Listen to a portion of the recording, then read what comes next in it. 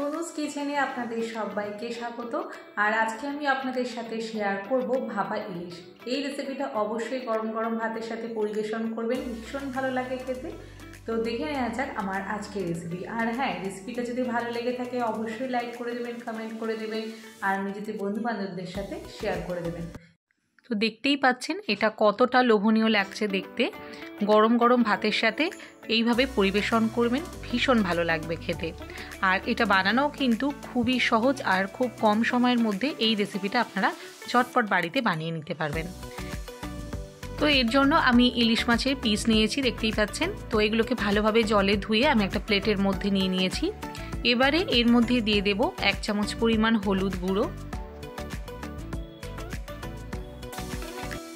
দিয়ে দেব 1 চামচ পরিমাণ লবণ,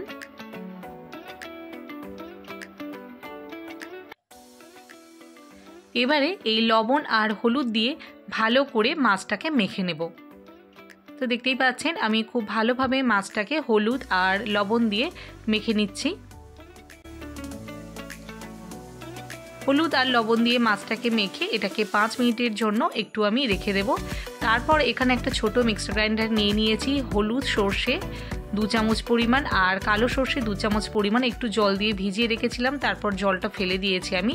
তার মধ্যে দিয়ে দিলাম 3 থেকে 4টে কাঁচা লঙ্কা, আর দেখতে পেলেন আমি এখানে নারকেল নিয়েছি। আর এর মধ্যে দিয়ে দিলাম হলুদ আর লবণ। লবণটা একটু সামান্য পরিমাণে দেবেন, যেহেতু মাছ মাখানোর সময় আমরা লবণ ব্যবহার করেছি। আর দিয়ে দিলাম এখানে কাজু বাদাম 1 মুঠো, মানে 10 থেকে 12টা। তারপর দিয়ে দিলাম এখানে সর্ষের তেল আর দিয়ে দিলাম একটু জল। এবারে সব কিছু খুব ভালো করে মিশিয়ে নেব। জলটা অবশ্যই একটু ব্যবহার করতে হবে, তাহলে কিন্তু একটা স্মুথ পেস্ট তৈরি হবে। তো চামচ দিয়ে সব কিছু ভালো করে মিশিয়ে এটার একটা আমি স্মুথ পেস্ট বানিয়ে নিয়েছি। তো এই যে দেখতে পাচ্ছেন আমি পেস্টটা এখানে বানিয়ে নিয়েছি। আর এখানে আমি একটা বোল নিয়ে নিয়েছি, এই বোলের মধ্যে সমস্ত পেস্ট আমি ঢেলে দিয়েছি। এবারে এর মধ্যে দিয়ে দিতে হবে সামান্য পরিমাণে একটু লবণ, আর দিয়ে দেব 1 চামচ পরিমাণ সর্ষের তেল, আর দিয়ে দেব 2 চামচ পরিমাণ টক দই। টক দইটা অবশ্যই ব্যবহার করতে হবে। এবারে চামচের সাহায্যে খুব ভালো করে সব কিছু মিক্স করে নিতে হবে। তো চামচের সাহায্যে দেখতে পাচ্ছেন আমি সব কিছু খুব ভালো করে মিক্স করে নিয়েছি। এবারে একটা টিফিন বক্স নিতে হবে, যেটার মধ্যে আমরা মাছটাকে ভাপাবো। তো একটা আমি টিফিন বক্স এখানে নিয়ে নিয়েছি। তো এর মধ্যে প্রথমে কিছুটা পেস্ট আমি ঢেলে দিয়েছি। এবারে ভালোভাবে এটাকে একটু ঘুরিয়ে নিতে হবে, যাতে প্রত্যেকটা জায়গায় পেস্টটা ভালোভাবে লেগে যায়। তো ঠিক এরকমভাবে করে নিতে হবে। এবারে এর ওপরে মাছগুলোকে সাজিয়ে দিতে হবে। তো সমস্ত ইলিশ মাছের পিসগুলো আমি এখানে ভালোভাবে সাজিয়ে দিয়েছি। এবারে বাকি যে পেস্ট আছে সেটা এর মধ্যে আমি দিয়ে দিচ্ছি ওপর থেকে। এবারে ভালোভাবে হাত দিয়ে সব কিছু মিশিয়ে নিতে হবে। তো সব কিছু হাত দিয়ে ভালোভাবে মিশিয়ে নিয়েছি মাছের ওপরে।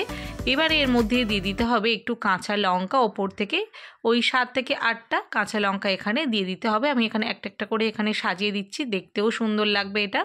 আর কাঁচা লঙ্কার একটা খুব সুন্দর ঘ্রাণ বেরোয়, যেটা কিন্তু এই ভাপাতে ভীষণ ভালো লাগে। তো এই যে সমস্ত কাঁচা লঙ্কা দিয়ে দিলাম, আমি একটু সবুজ আর লাল কাঁচা লঙ্কা দিয়েছি একটু দেখতে সুন্দর লাগার জন্য। আর দিয়ে দিলাম 1 চামচ পরিমাণ সর্ষের তেল।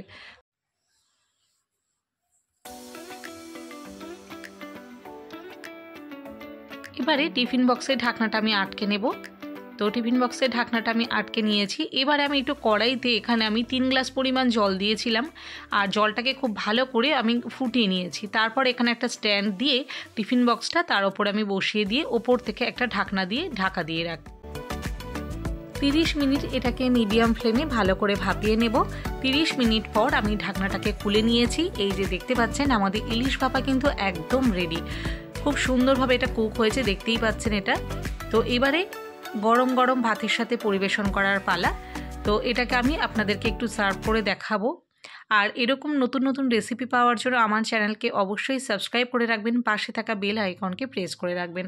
তাহলে আমি চ্যানেলে যখনই কোনো নতুন ভিডিও আপলোড করব তার নোটিফিকেশান খুব সহজেই আপনাদের কাছে পৌঁছে যাবে।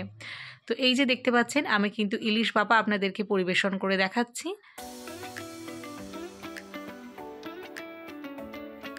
রেসিপিটি ভালো লাগলে অবশ্যই ভিডিওতে একটা লাইক করে দেবেন, আর কমেন্ট করে জানাবেন কেমন লাগলো আজকের রেসিপি। আর এরকম নতুন নতুন রেসিপি পাওয়ার জন্য আমার চ্যানেলকে অবশ্যই সাবস্ক্রাইব করে রাখবেন, পাশে থাকা বেল আইকনকে প্রেস করে রাখবেন। আজ এই পর্যন্ত, দেখা হচ্ছে পরবর্তী ভিডিওতে। সবাই খুব ভালো থাকবেন, সুস্থ থাকবেন, টাটা।